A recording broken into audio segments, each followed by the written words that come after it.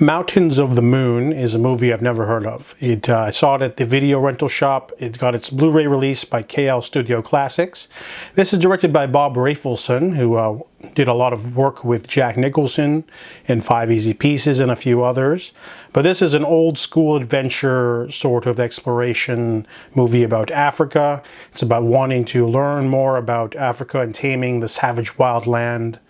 They don't really make movies like this anymore. This movie was released in 1990.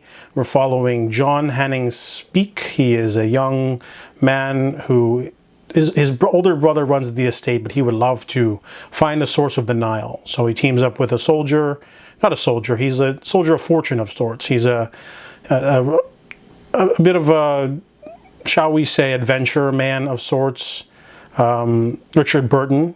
So the two of them, they try to go out into the wilderness. They get attacked. However, they barely escape. And then they decide to pitch another expedition later. However, they have some personal things to get through. This movie is really good. This movie is a classic adventure story. It's part based off a true story, part biographical for the two men. And they go on this crazy, over-the-top adventure full of like disease, malaria, danger at every turn. You know, you never know when a group is going to start throwing spears at you, even if you have guns.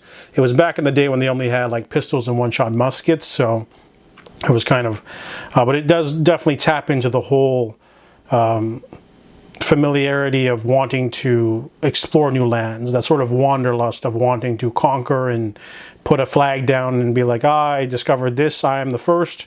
So there's a lot of ego going on with the Geographers Society that they're both part of.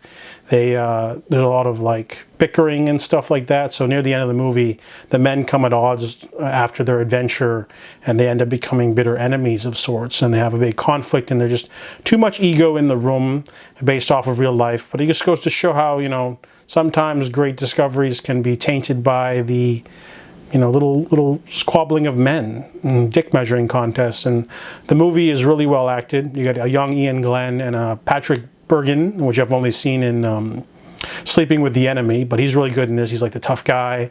But it's a movie of brotherhood, loyalty, adventure. It's great. It's got all that stuff in it. Really old school kind of movie, filmmaking. Definitely worth checking out. I give Mountains of the Moon a 7.5 out of 10.